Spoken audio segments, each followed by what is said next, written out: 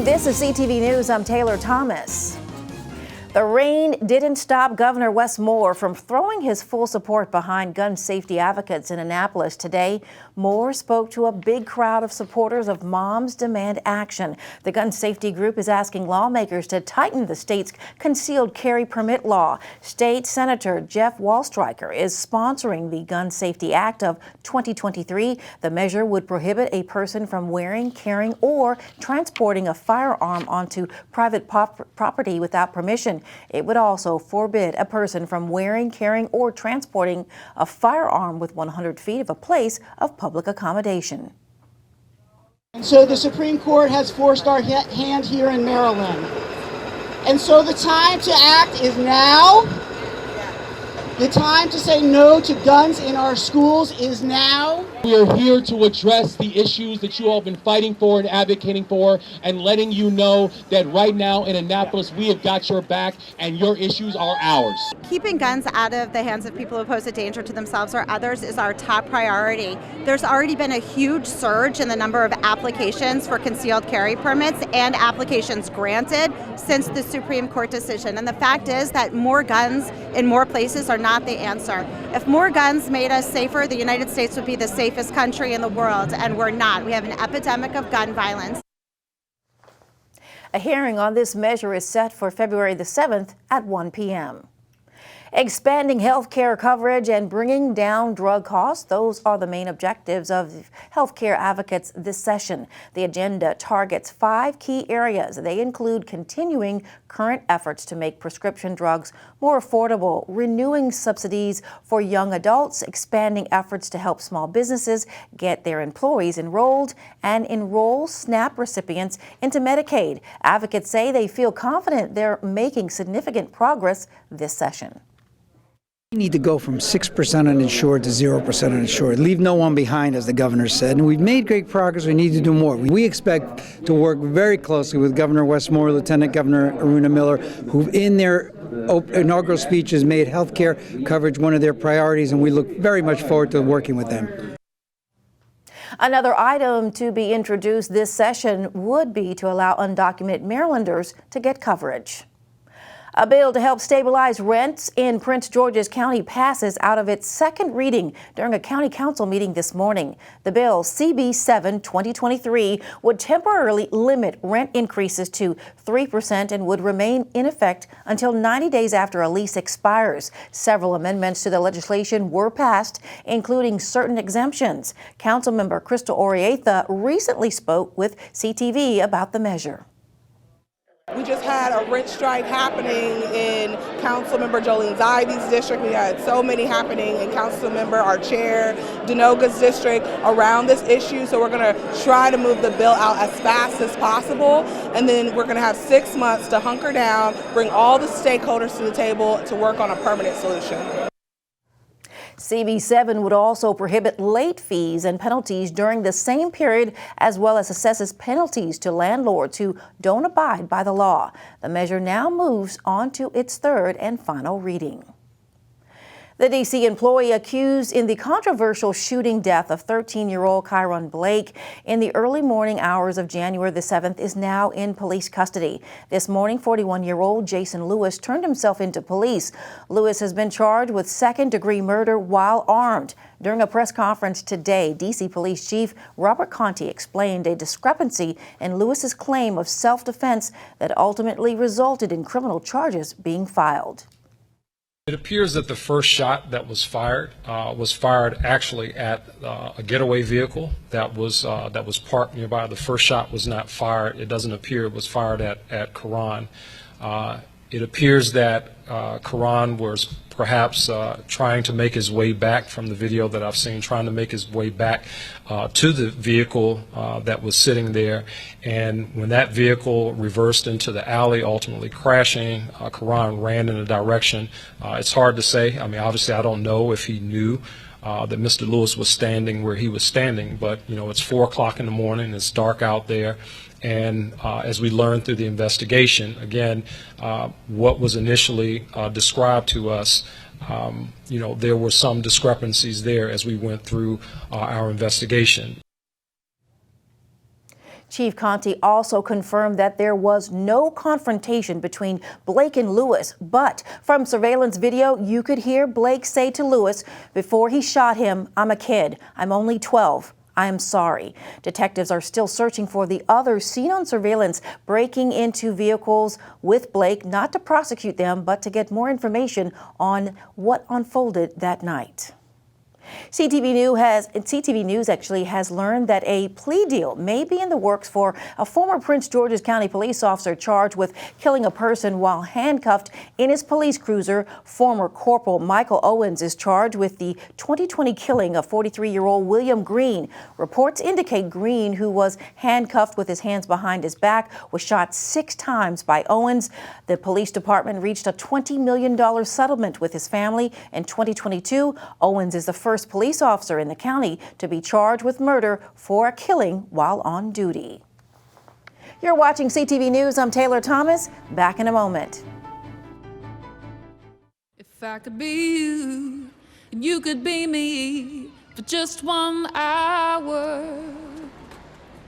If we could find a way to get inside each other's minds. Walk a mile in my shoes. Walk a mile in my shoes. Well, before you abuse, criticize, and accuse, walk a mile in my shoes. Good evening and welcome back. Police are investigating a fatal car crash in Upper Marlboro that claimed the life of 32-year-old Robinson. It occurred around 8 last night in the 8,000 block of Rosaryville Road. Police say Robinson was traveling westbound when his car crossed the double yellow center line, left the roadway, and struck a tree. If you have any information on this accident, you're asked to call the Collision Analysis and Reconstruction Unit at 301-731-4422. A house fire in Rockville leaves 1 man dead and a woman fighting for her life. It happened last night in the 13,000 block of Oriental Street. First responders rescued 2 adults from an upstairs bedroom. Both are listed in grave condition. 7 people lived in the home, including 2 children. The blaze was reportedly caused by a basement electrical panel. The victims of that Adelphi pedestrian car crash incident yesterday have been identified as a teacher, a parent, and student of Cherokee Lane Elementary School. The 1 adult critical injured is now listed in stable condition with a few broken bones. Charges are pending against the driver. All right, raise your hand if you'd like a 3-day weekend. Well, it could happen in real life, perhaps anyway. Current legislation in the Maryland General Assembly would set up a pilot program to study 4-day work weeks. Participating companies could get a state tax credit. The bill provides tax credits for companies that are willing to experiment with a 4-day work week. And by 4-day work week, we mean a real hours reduction from a typical 40-hour week to a 32-hour work week with no reduction in pay. Really, the impetus of the bill was a 2022 trial run by an organization called the 4-Day Week Global Foundation. And their results, looking at companies across North America and Ireland, their results were really stunning.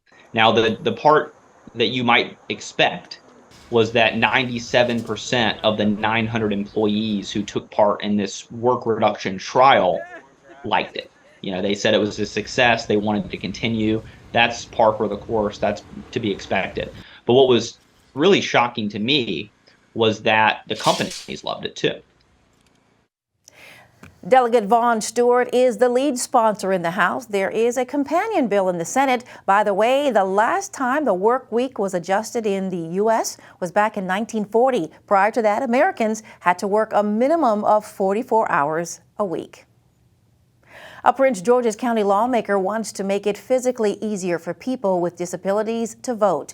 Delegate Nicole Williams has introduced a bill that would make curbside voting available for people with a disability and who are unable to physically enter a voting center. The measure would also apply to pregnant women. House Bill 41 would require each county to have curbside voting at early voting centers and at least 1 location on Election Day. Williams proposed a similar bill last year, but it never got out of committee. All right, here are the latest COVID-19 numbers for our area. The Maryland Department of Health has confirmed 773 new cases. The county's positivity rate, which started out the month above 19%, is now at 13.27%. 16 Marylanders have died of COVID over the past 24 hours. 539 people are hospitalized with the disease. And still to come, sports news. Stay with us. When I was younger, looking out into the landscape of TV, I didn't see many trans women. We need to be in the writers' rooms, on camera, and making decisions behind the scenes, telling our own stories so that people can learn how to treat us, because our stories inform how we're seen and valued.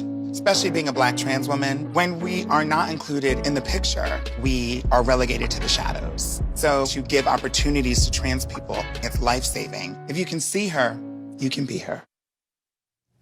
Good evening and welcome back. Well, the Prince George's County government hosted a job fair today where they welcomed veterans, returning citizens, and youth and the community at large. Over 500 attendees learned about job opportunities in various branches of county government. We have hundreds of vacant positions that we either have difficulty filling because of, we had that great recession, the pandemic, and now people starting to look to come back to work. So we have lots of openings through public safety, budget, IT, human resources, attorneys. We have the gamut. So we're looking to fill all of our positions as soon as we can so that we can be a more efficient workforce. Well, if you missed the job fair today, you can visit Prince George's County MD.gov to find job openings.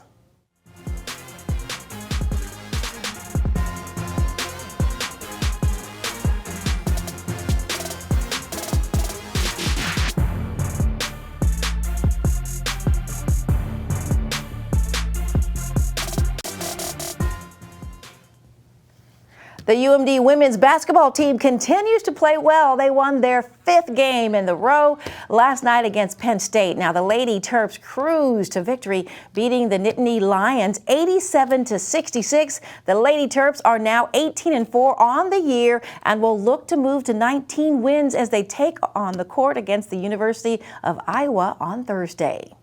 The University of Maryland had its media day for spring sports teams yesterday, and a number of coaches made appearances, including head men's golf coach John Phillips. Phillips, who is in his first year at the UMD men's golf coaching, he is excited to start the season with the men. I couldn't be more excited. We had a good fall season. We had a good off season in preparation for this spring, which is ultimately our championship season. Had a good week of qualifying leading up to today. We actually depart for our first event on Wednesday, so we'll get the spring season started competitively on Friday. But like I said, we got 2 of our senior leaders here on the team. Couldn't be more excited for what the spring has to hold for us. The men's golf season begins on Friday in Hammock Beach, Florida. The Wizards continue to improve their road record this season as they blew out the San Antonio Spurs 127-106. What a game. The Wizards had many contributors last night as 7 players scored in double digits, with forward Denny Avdija scoring a team-high 25 points. The Wizards will look to win their 7th game in a row as they take on the Detroit Pistons tomorrow at 7 o'clock. Let's check now our weather forecast. Tonight, a chance of rain and snow. Yes, snow. Lows in the 30s. Tomorrow, cloudy with highs in the 40s. Thursday, mostly cloudy with a slight chance of rain. Highs around 43 degrees. Friday, mostly sunny and breezy. Highs in the mid-30s. Falling to a very cold low of 13 degrees at night. And that's our CTV News report for tonight. Thanks for joining us. Until tomorrow, good evening.